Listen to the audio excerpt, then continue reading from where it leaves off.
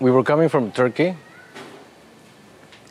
We were living there for a couple of years, and it seems to be like Turkish people carry a burden that I've never understood what that burden is. There's a heaviness in Turkey, like a heaviness that's encrusted in the bones of people, and you can see it when people walk or when they stop to look at something. You can see that heaviness and that burden. And when we arrived to Albania, the first thing I noticed is that there was no heaviness. So I guess my perception was in comparison to Turkey. But when I arrived here, I felt that heaviness didn't exist anymore. So it's a place that has no heaviness, no burden.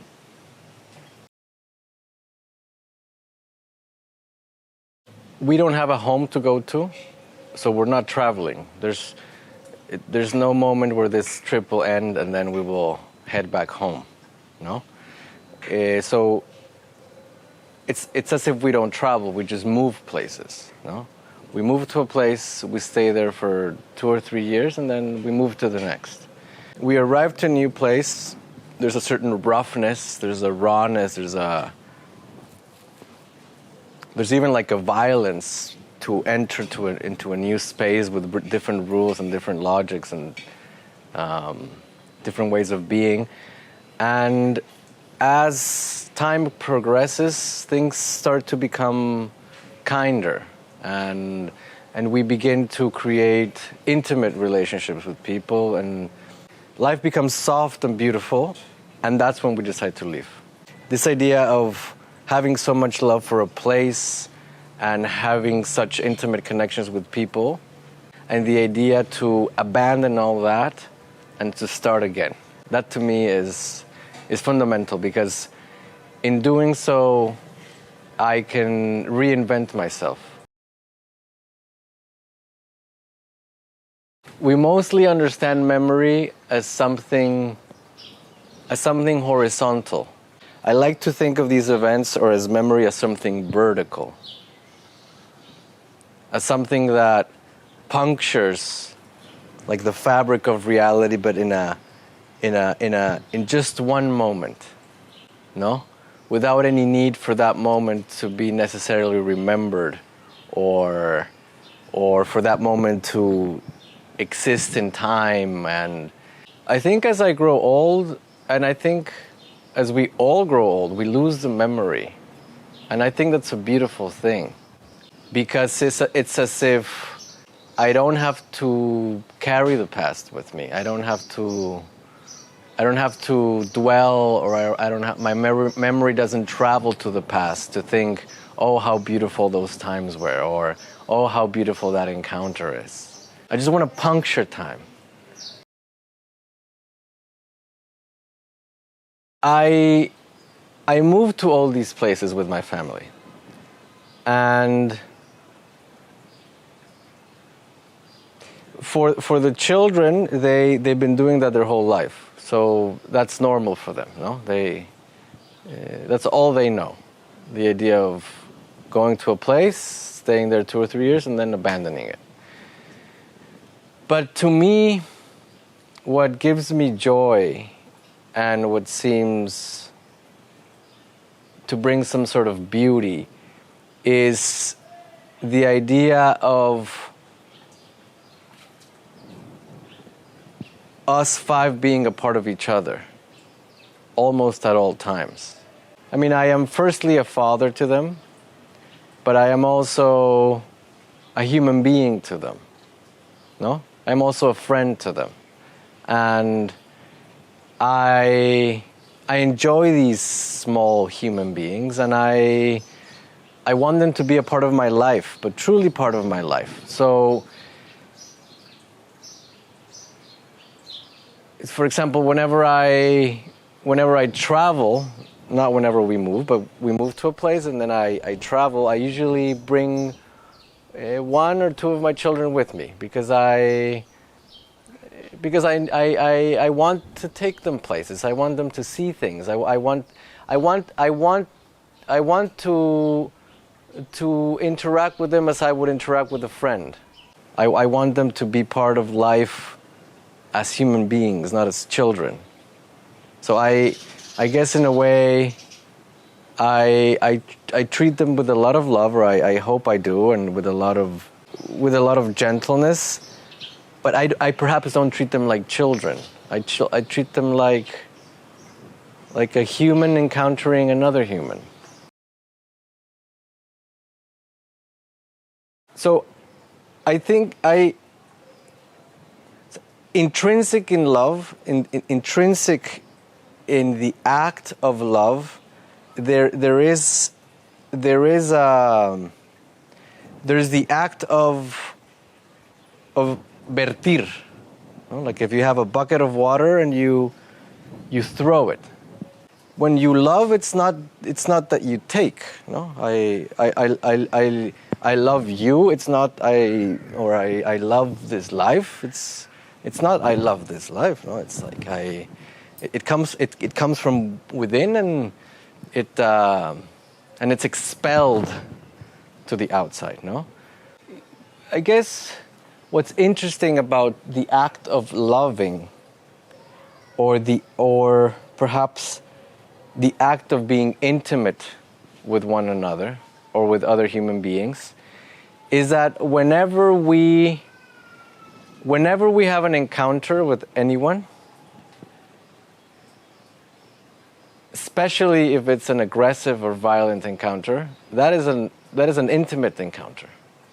That is an act of love. Not specially, but I want to say this because I've recently realized that even when I have these aggressive encounters with people, like I'm on the street and I'm crossing and a car drives by and he has to brake and he starts yelling at me, and maybe he gets out of the car and he pushes me.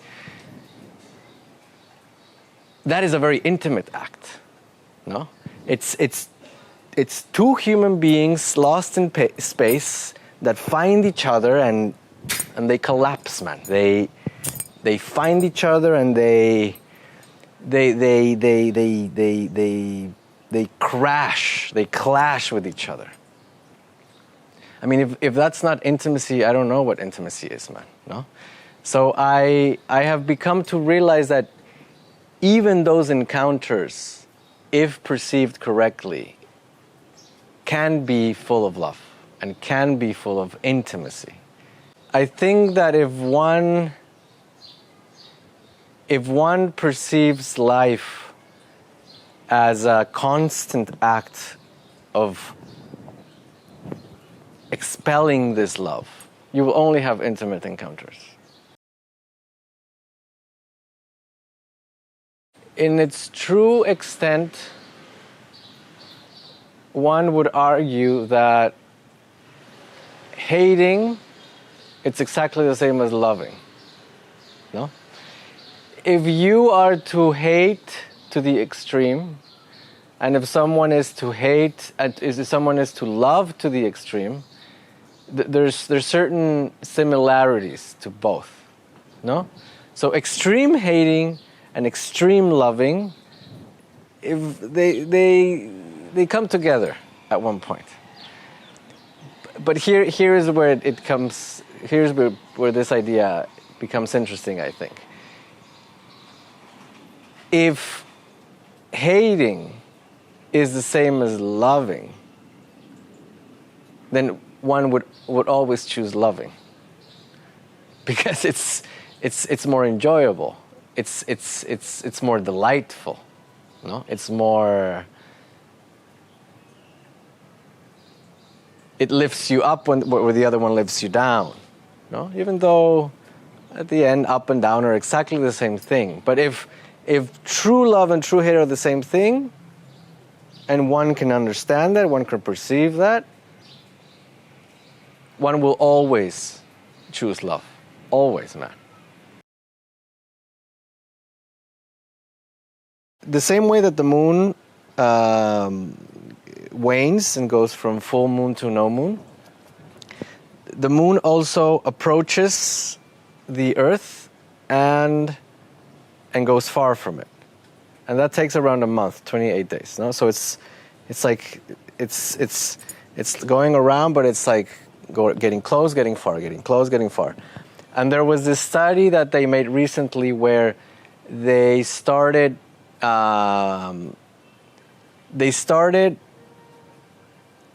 documenting how many car crashes they were in any given month. And the car crashes, they go perfectly in relation with when the moon is close, when the moon is far. When the moon is close, they're at their highest peak. When the moon is far is where the least car accidents happen. No? And you can trace this over and over again, and it's almost as if those car crashes and the moon approaching are completely tied together. But what that reveals is that this moving of the moon, it changes our mood, it changes our thoughts, it changes the way that we perceive things. No? It puts us in a more tense state where we have more accidents, or it puts us in a more relaxed state where there are less accidents. No? We're just talking about the moon. No? Imagine everything else, man, that is just influencing us and influencing our moods and our decisions and our freedoms, our so-called freedoms. So I'm not good at perceiving, but what I have gotten good at is knowing when there's something from the outside that's influencing me, and not to fight it, to just let it come, to stay within my body for a few hours and then to leave. Because before, what would happen is that every time I would have some emotional void or emotional intensity, I would always try to figure out where it came from. I would always try to dissect it and understand, okay, why am I feeling depressed, or why am I feeling sad at this moment? Where does this come from?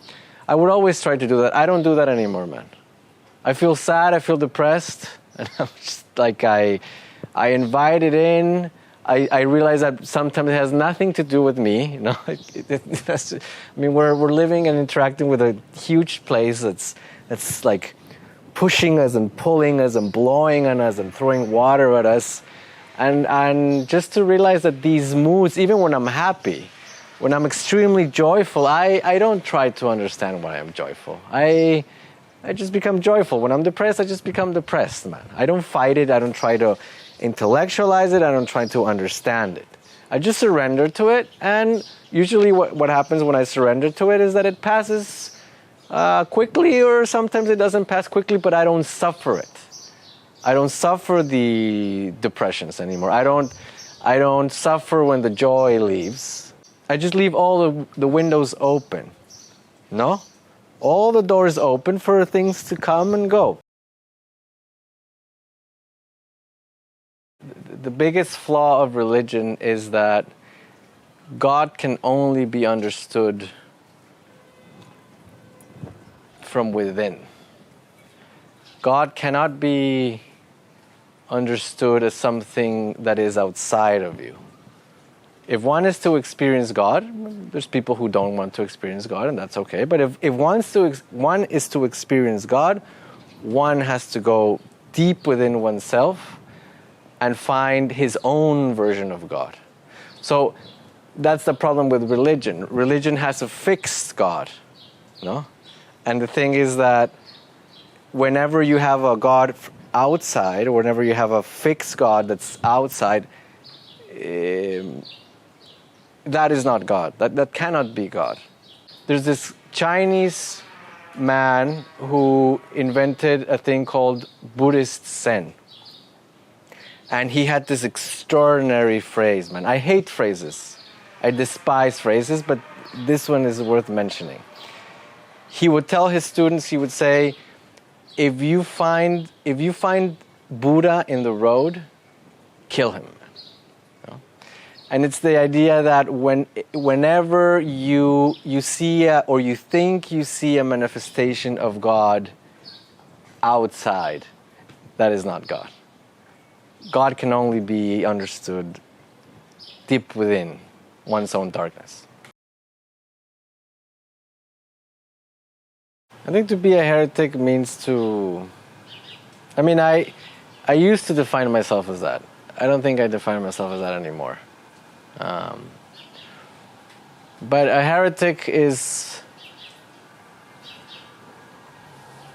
A heretic is an observer, man. A heretic is someone who can see the inconsistencies of the way that things function in the present, who decides not to abide by the rules of a place or of a time or of a people, and who sets or who seeks to find his own rules and his own understandings. I am truly trying to find these new logics, but these new logics only resides within oneself. These new logics, these logics detached from the past, these logics that would truly push us into new ways of being and new ways of believing, they're encrypted within us.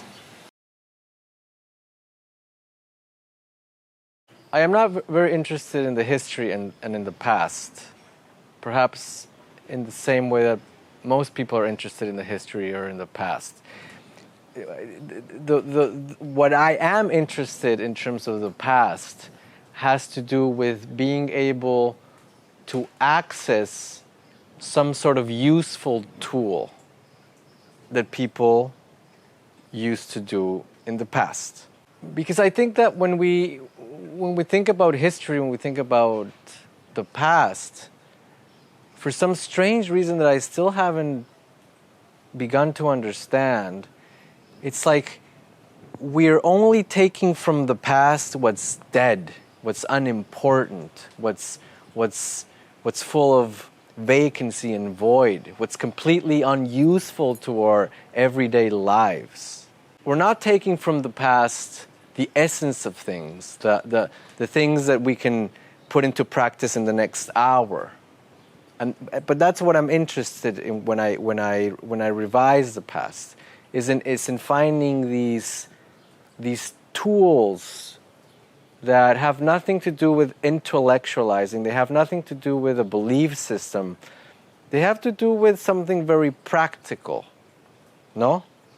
With these practical methods of how to do certain things. That's what I'm truly interested in. I always have the hope that one day I will not have to do films anymore. That's always my hope. When I'm working on a new film, I'm always wishing that is the last film that I do. For the following reason.